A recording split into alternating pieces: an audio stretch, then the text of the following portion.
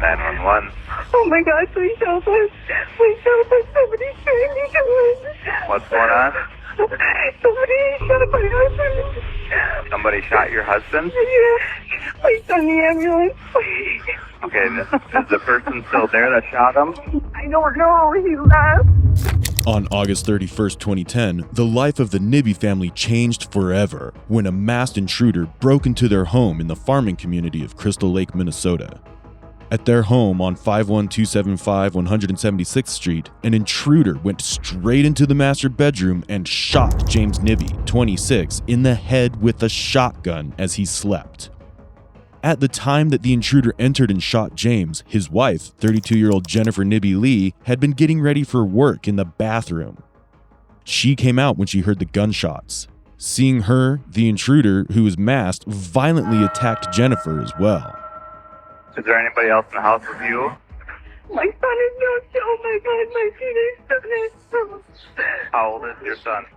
He's not 16. 16-year-old? Oh my God, I better make sure. Okay, is your son in the basement with you too? Yeah, my son is in my basement too. How are you? Are you okay? I was trying. He got me when I don't know. Got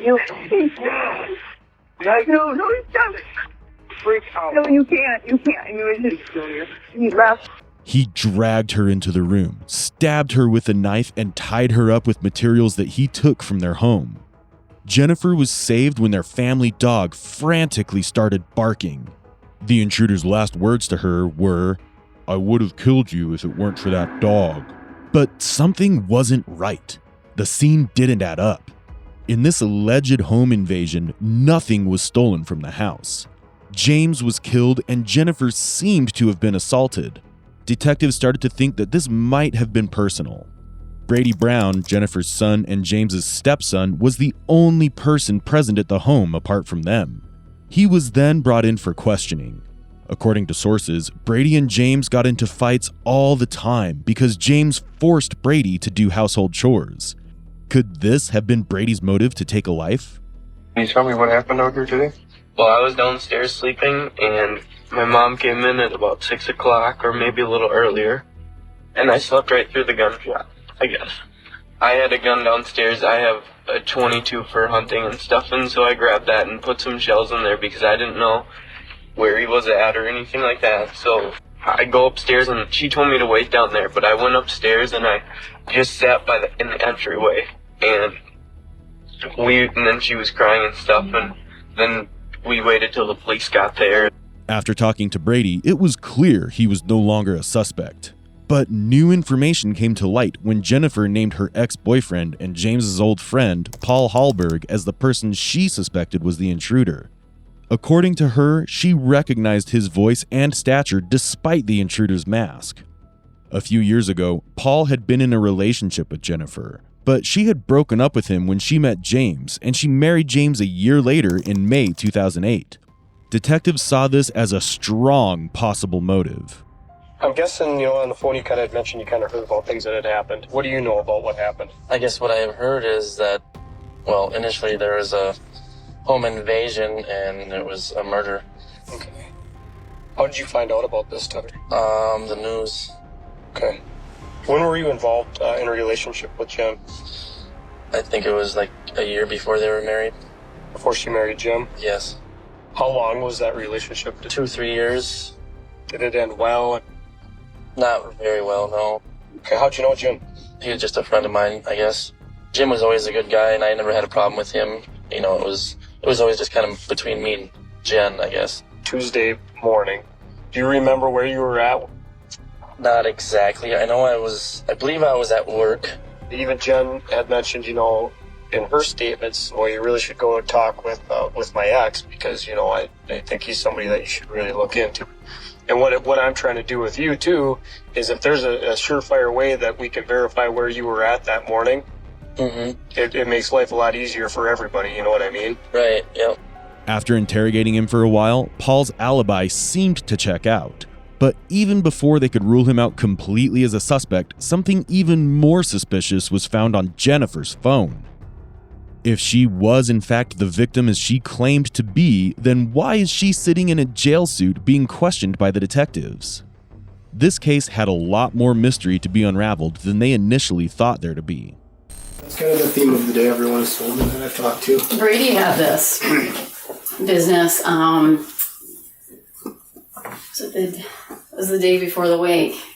And he ended up having this crap too. How long did it last? Was it a while? It was a good 3-4 days. He had a fever and stuff too. So, just a couple questions. Can I ask some questions or no? You can, but what we have to clarify a couple things, Jen, just for the record, is that you initiated and told the jail that you wanted to talk to us. Yes. So that's why we came in here. Yes. And met with you. And then the other thing is, for us to talk to you at all, we have to read your rights because you're in custody now. So I do have to do that again. Okay. And if there's a question you don't want to answer or something like that, you never have to. That's maybe I haven't made that clear before, but I do have to go through that again. Okay. That's fine. And having them in mind, are you willing to speak with us at this time? Yes. Okay. For one thing for Monday is because the lawyer that I wanted to get, and as I'm thinking about things and things are going through my mind, if I decide not to hire this lawyer, you said, is one going to be appointed to me on Monday then? Is that how that works? Right. If you decided not to hire a lawyer that you've already talked to, you can tell the court, you can either tell the court, I have this lawyer, or I have that lawyer, or I'm going to call a lawyer, or I'd like you to appoint me a lawyer, whichever. You just need to tell the court what your intentions are. Okay. Yep. The second thing is am I ever at any chance going to be able to say hi to Brady or talk to him at all or anything or? I don't want to make a promise, but it's possible. It's fine. Court hearings are open to the public. Yeah. Okay. So that means family can come. Anybody can come, for that matter. They're open to the public. And Brady is 16, so he would be considered old enough to come into the courtroom and be there. Now, generally, they're not going to let you go have physical contact, I don't think, with him is generally the way it works. Okay. Or video. I see. At the jail, anyhow. At the jail. But I mean, up in court, you'd see him, but like if you tried to go have physical contact, they would probably stop you because... You said homicide yesterday. Mm-hmm. What are my convictions? You're not convicted of anything yet. You're charged. Okay, what am I charged with? I never got a charge sheet or a charge. The jail had a copy of it. They have a copy of it over there. Oh. Maybe, did you ask them to see it or anything? Or I didn't, I guess. Okay. We can make that happen till we go back over. But I can tell you it's second degree murder is what you're charged with. Okay. That's And what does that entail? I think it's second degree intentional murder is what you're charged with. So that just means that you intended to kill somebody. It's. 10 days after the crime, Jennifer was arrested as new and compelling evidence was found against her. She herself then asked to speak to the detectives to share facts that she had not shared yet. As you watch, we'll show you the actual evidence found at the crime scene and break down the sinister plan that was hatched to kill James Nibbe. The victim became the suspect, and what they had believed originally turned out to only be the tip of the iceberg. I don't know what to say. I just want all this to go away. I know. I know it's not going to. And I think sometimes it's what we're talking to you about without us knowing what exactly happened. Like I said, I mean, we know about the drug stuff, Jen. Okay? If you're out of your mind on drugs, you're out of your mind on drugs. That's okay, but we need to know that and hear it from you, I guess, is the only thing, I have an addiction to prescription pain pills. Okay. When did it start? I'm so ashamed. It's okay. I call prescriptions in for myself. I'm just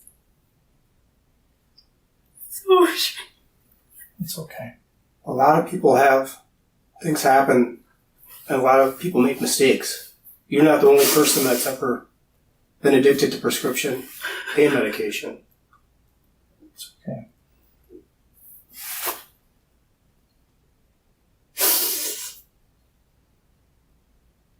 Was there an event that kind of started that off, that precipitated that? Did you get injured or something, or just? I injured my ankle a while ago, and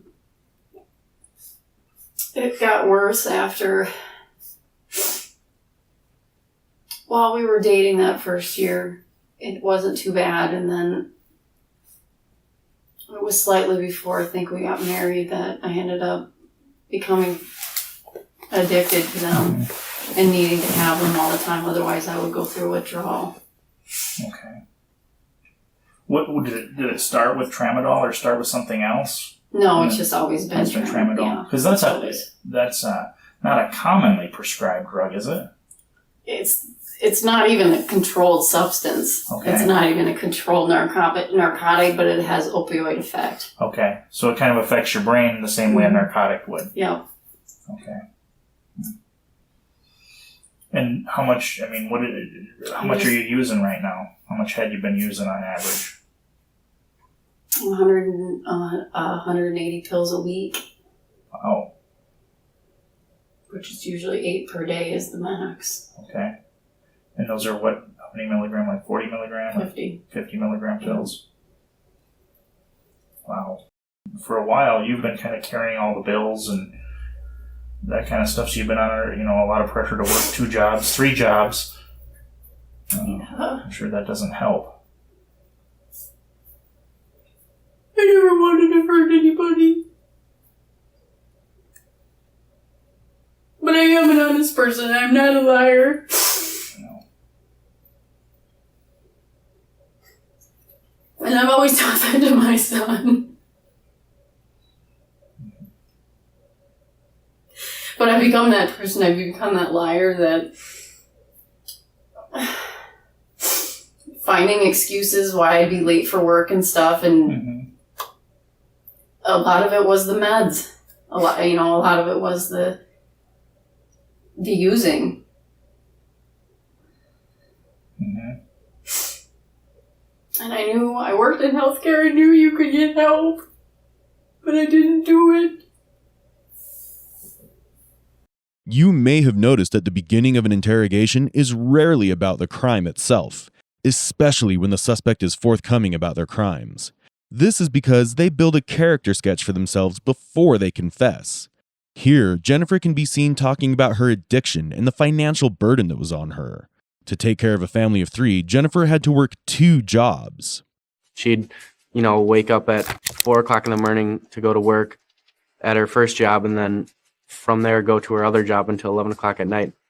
Additionally, she was addicted to prescription medication called tramadol and was consuming it in dangerous quantities. Though these factors do not justify her crimes, it shows that she was already in a bad mental state. On the other hand, like she said, she was in healthcare and could have sought out help if she needed it, but she chose not to. Detectives maintain their good rapport with her by referring to her informally as Jen and listening to her in their hopes of getting a swift confession. I can't face anybody. How do you face somebody when you've done something like this? I know. It was like I was there, but I wasn't. Like you were not in your person watching yourself do something and... Saying it was the devil. Get rid of it. Was there voices telling you that? Did you feel like you were hallucinating?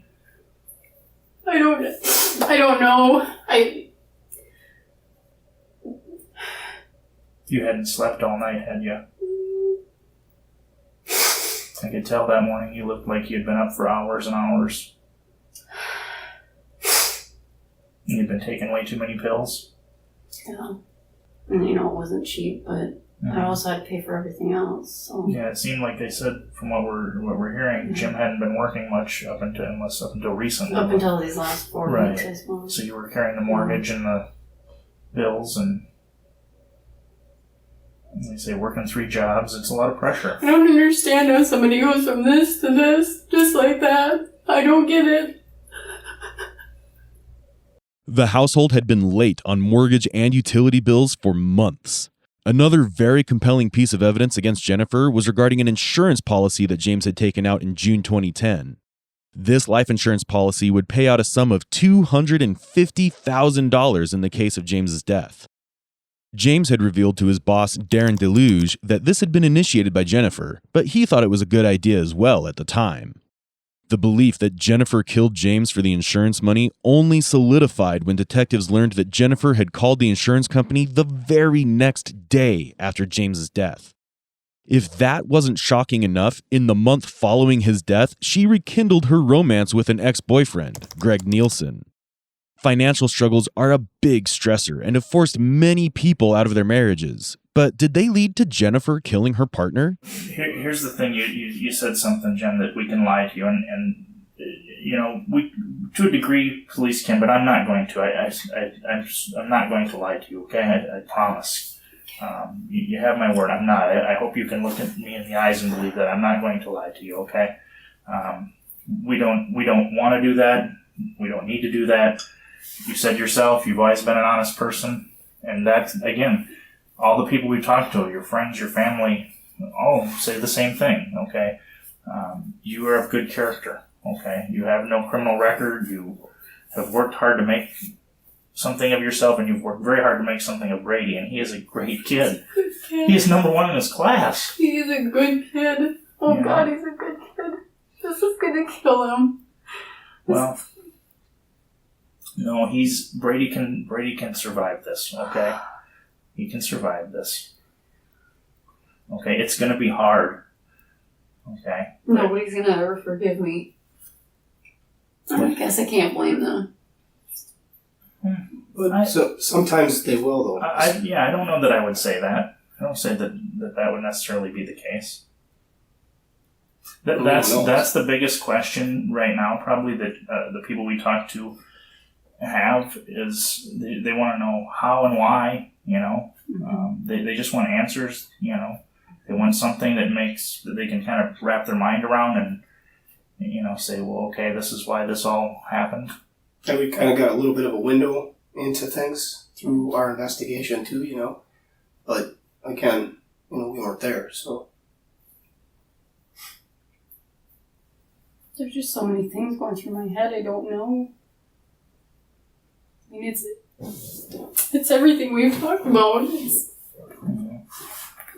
the pressure of everything, the finances, and the drugs. And you live your day for that next fix. Jim didn't know anything about this either. We were able to keep it from him, at least. For the most part, Mm-hmm. yeah. I would say it was my headache medicine or stomach medicine or... And you know, your family and everybody has said, yeah, Jen's, we don't think she's well physically, you know. That's people have told us that. That's They've recognized that something's wrong. They don't know what. Yeah. You know, but All the things that Jennifer has said have boiled down to this: the confession that everyone has been waiting for. Now, Jennifer will begin to reveal how she planned the murder and what actually happened on the fateful night of August 31st. Well, Jen, what's more important than you know, it happened, you can't back up and do it. Obviously, you're sorry. Okay, you said yourself if you could change it and give your life, you would. Is that true? You said that? That's what you meant? Yeah. Because there again, those are things that I think that's important for people to hear that from you. You know, how you feel that you're not some uncaring. Okay. It was horrible. It was horrible when it happened. I thought, oh my God, what did I do? What did I do? Mm-hmm.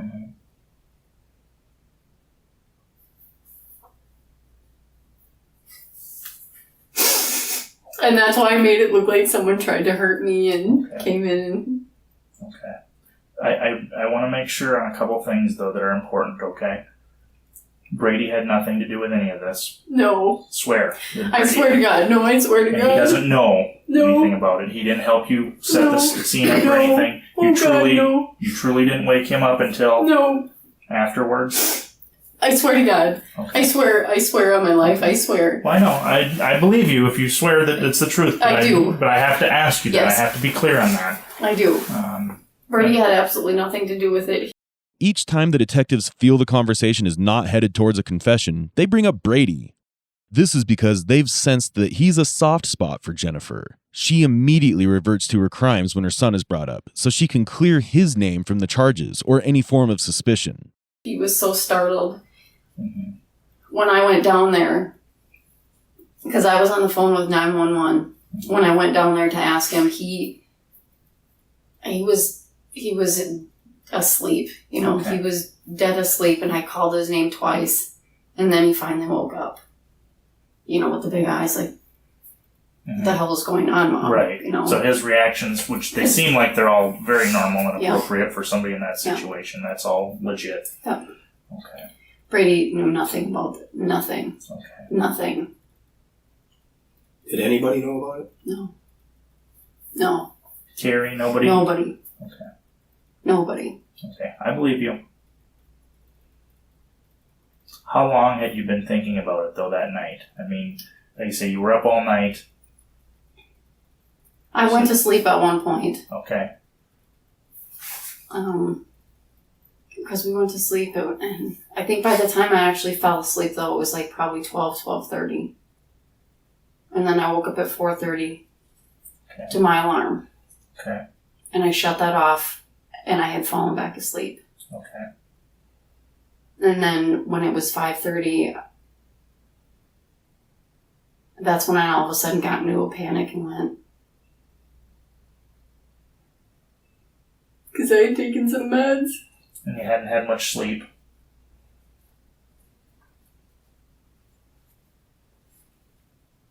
So, it just makes me sick even thinking about it. And what I did. I know. I'm sure it's been just killing you the last few days. It's been killing me since the day it happened. And I think we were talking to you too. Yeah. No, that it shows. It's clear. It's a lot to carry I around. don't know how I'm going to live with this the rest of my life. I don't know how. But the other thing is, though, is I know that Jim is in heaven. And that Brady will someday go to heaven. And then if I try to take my own life, I won't be with them. Because that has crossed my mind too. Well, and I would just encourage you, please don't try to push those thoughts out, because you know what? You made a mistake, but you're still Brady's mother, and you're going to be his mother for the rest of his life, and you need to continue to do that, okay? Has anyone noticed how quickly Jennifer starts crying and how quickly she seems to recover from it? Is she truly remorseful, or is this all an act? We do need to go through the details, or we'd like to, just one time, okay? Okay. And you do it, and we're not going to push, and you do it at your own pace, okay? But I know you want to have the truth out there. Exactly the truth. Okay?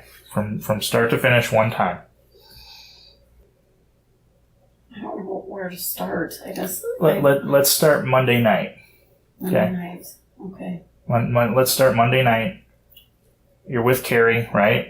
She was not doing well, not feeling well. Is that true? Yep. Okay. I thought it was. Yes, that was very true. Okay. And there is something I'd like to clear up. Supposedly, she said that I didn't go on an ambulance call. I did go on an ambulance call that night. On the ambulance call on Saturday, Yes, Saturday night. when she was not feeling well as well. Exactly. Okay. I did go on that ambulance call, and she said, "Oh, I told you." And I said, "I told you I went on that ambulance call." So she's mistaken. Yes. Yes. So some things are not always exactly clear in her head either. So, but I will make a note for us to square that away. And you know what? We can go check the records. Sure. And they'll show that you were there. So. Yeah, exactly.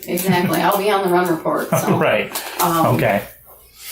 So let's start with Monday night when you're with Carrie.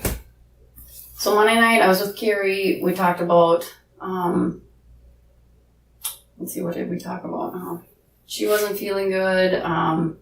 We talked about all at work, because they had tried to, I guess, get her to work and didn't work. And the bosses were mad because they had made her come in on Sunday, and I guess she had a work note saying she wasn't supposed to be there and stuff. Okay. So then we went out to Mon Pa's because of the whole there had been people with flashlights and stuff in the yard. Mm-hmm. So we went out there to check to make sure everything was okay. So that's all true too. That wasn't made up or anything about this. Okay. And Yukon freaking out the other night. Mm-hmm. That That's true too. That was true too. Okay. Yeah, that was true too. Okay. And so we checked that out and tried to reiterate to Pa not to, go outside by himself and stuff. And then as I was leaving Carrie's, Jim had called, and I think I had missed his call, so I called him back, and he said he was just getting home from work. So I went back home. Oh, this is horrible. I know. It's horrible, though, you guys. I know. And yes, I had to, there was a gun Jim had bought for me. That's true too. That's very true. Okay. Jim bought the gun for me, wanted me to learn how to target practice. Mm-hmm. Was he, when you got home Monday night, was he already home or did you get home first? He was home first and then He was home, then you He got was there. outside dinking around. So I Okay. said, you want to help? Or I said, do you want me to target shoot? Because you've been wanting me to target shoot. He had bought me that gun. Mm-hmm. So we target shoot, or we did our target practice or whatever, went inside, got a little to eat. Brady and I So you had shot our meatball first. fart. Yeah, I think we shot first. Then went inside. And then went inside to eat. Okay. Yeah. And then me and Brady had our little meatball fight. Mm-hmm. And so then I came back upstairs and had finished off the rest of the meatballs and the mashed potatoes, and Jim had been making some other leftovers and stuff for him. And then I put the dishes away and I brushed my teeth, and then Jim and I went and sat on the couch and watched TV. And he had set the gun in the corner. Where at? In which room? In but next to the sliding glass door. Okay. He set that in the corner, and I knew the ammo was up there too. Okay. Because we had put that there. And he had showed you how to load the gun, Mm-hmm. how to, and can. Yeah, because we went deer hunting the year before. I mean, he was trying to teach me how to do all that with any type of gun that he was getting me to use. So, and then we watched the news until 10:30 and went to bed. He was after me about a lot, and that was something that bothered me. Okay. Cause some friction between you two. Yeah, he wanted on a pretty regular basis, and I tried the best I could, but sometimes I just had problems with that, and if you continue to push and push and push, it just ends up not being fun for the other person, Right. So, Just be tension. To the outside world, Jennifer and James seemed happily married, but that was not the case, or she wouldn't be sitting in an interrogation room. At the crime scene, Jennifer's diary was found, which mentioned her affair with Greg and how happy she was talking to him. Their chats, which included intimate messages between the two, were found as well. And though she had not met Greg yet, according to their chats, she had planned to be intimate with him just 2 days after James was killed. It looks like she was ready to move on to her next relationship. Could this have been the main motive behind this heinous crime? So there was resentment there, because it was a constant thing. A constant, you want to do it, you want to do it, you want it.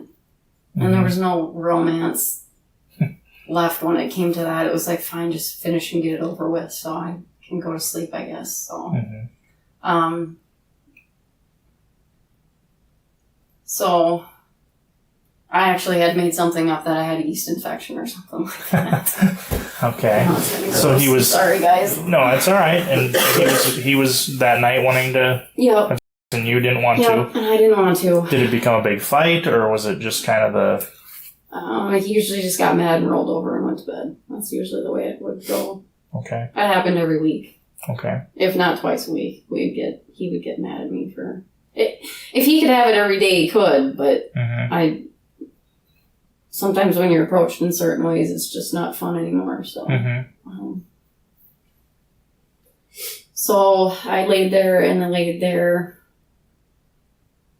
I had taken some pills before I had gone to bed. Do you remember how many? Probably like 6 or 8. Which sometimes when I do that I have a hard time sleeping to begin with, because is how it messes with you sometimes. It's kind of like make you agitated. And... It does. It kind of keeps you up, makes you dream, stuff like that. And so I woke up alarm went off at 4:30, and I had shut it off. And I think I had a couple more pills laying on the nightstand that I had taken. I'm trying to remember if I had water there, if I just took them dry. I don't even know. And I had fallen back asleep, though. And I woke up at 5:30 in a panic. And that's when I went out and I got the gun. And I loaded one shell. And I came back into the bedroom. And there was a throw blanket laying on the end of the bed.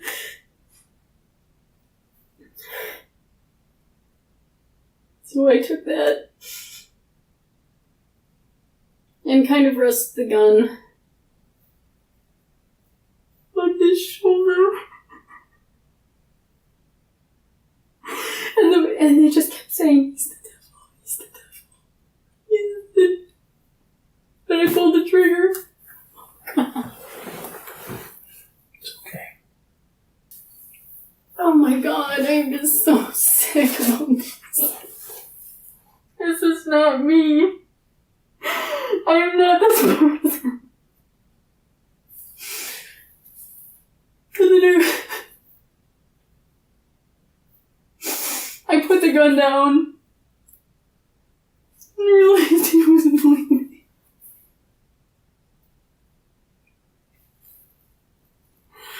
And I panicked and I went to go find his phone. And I couldn't find it, so I had to run out to the craft room to get mine. Okay. I called 911 and I went back in to check on him. I couldn't feel a pulse. Where did you check, on his neck or his wrist, or? I think I checked on his wrist and his neck. Okay. I can't remember, to be honest with you, I can't. But at that point, we knew he was gone.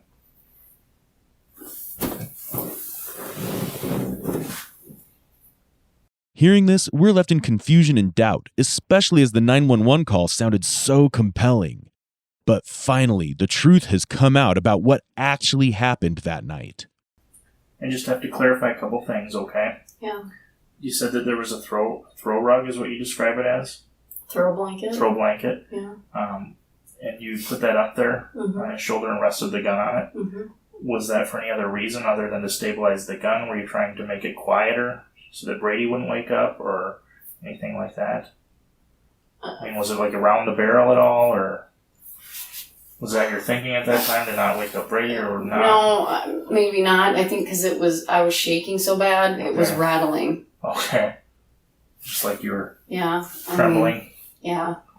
Okay. Even though Jim was a heavy sleeper. But... Mm-hmm. How do you take someone's life and then go on with your own? I don't know how.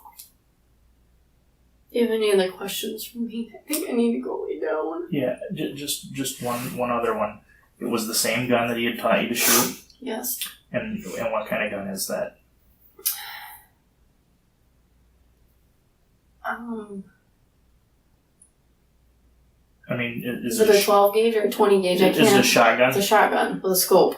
Okay. And it's the action, do you know what kind of action it is? How you have to load a bullet in it? Like a semi-automatic? Is that what you mean? Do you have to pump it? You have to pump it. Okay. Is that in order to... Okay, because there is another gun up there that Brady brought up.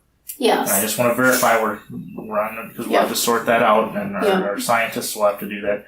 And you used the ammunition you said was the same ammunition? Yep. And it was what kind? Was it birdshot or slug? It was slug, I think. Okay. And do you know the difference? No. To be honest, I don't. Okay. No. But that's what you were shooting outside was slugs. I believe it was slugs. Which is what you use for deer hunting, is what he's having you practice with. I think so, yes. Okay.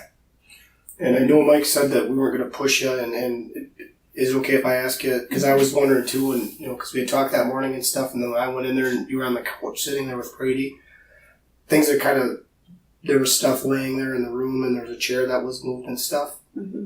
When did all that stuff get put in the room or changed, or?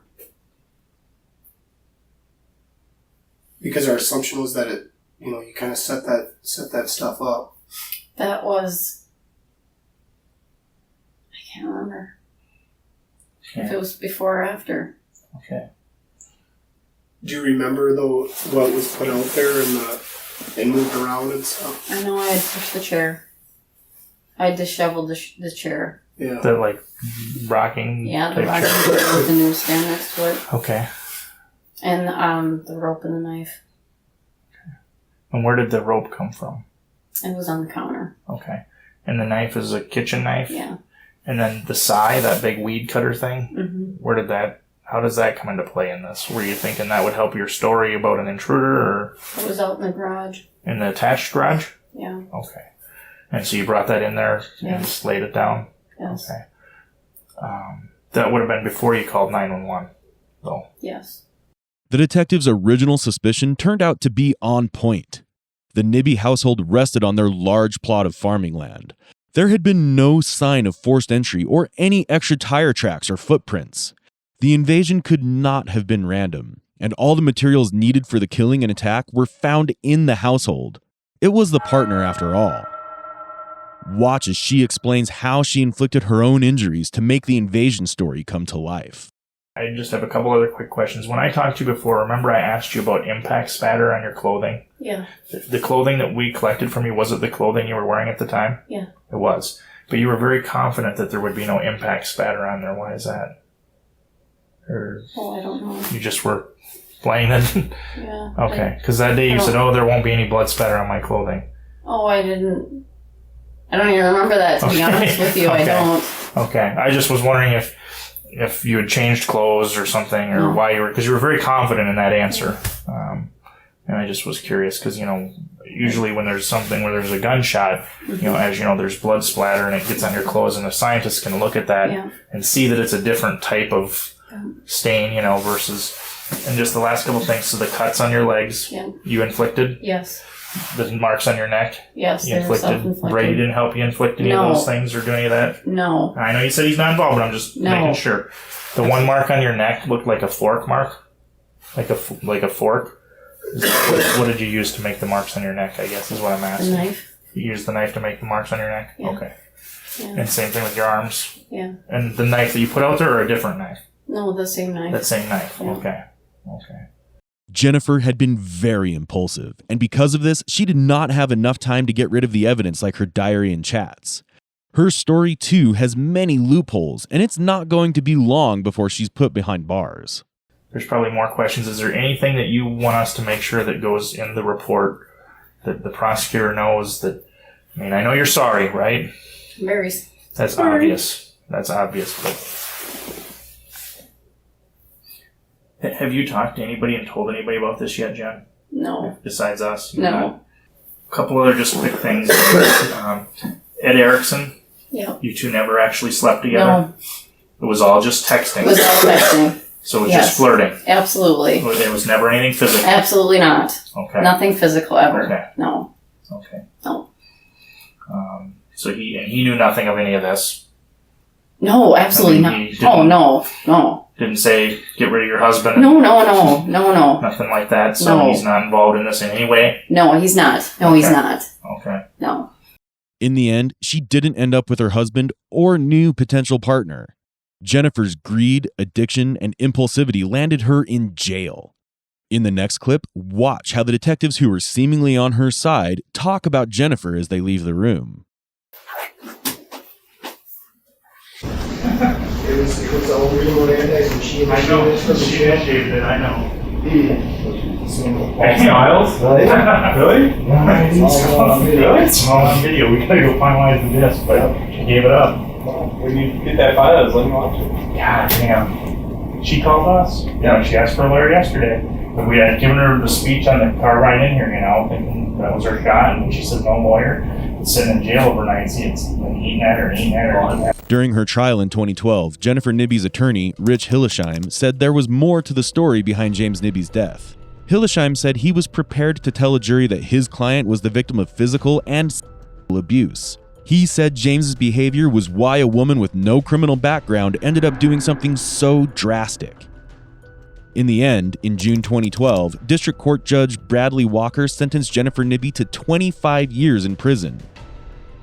With good behavior and credit for the 700 days she'd already served in prison, she could be placed on supervised release in 15 years.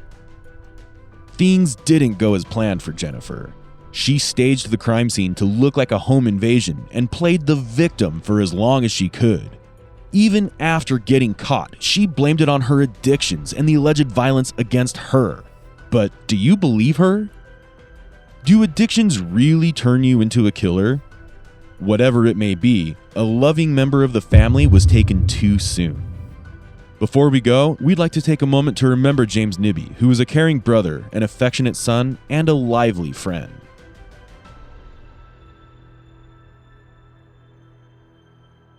Comment your opinions on the case, and remember to like, share, and subscribe to our channel for a deep dive into the most shocking cases.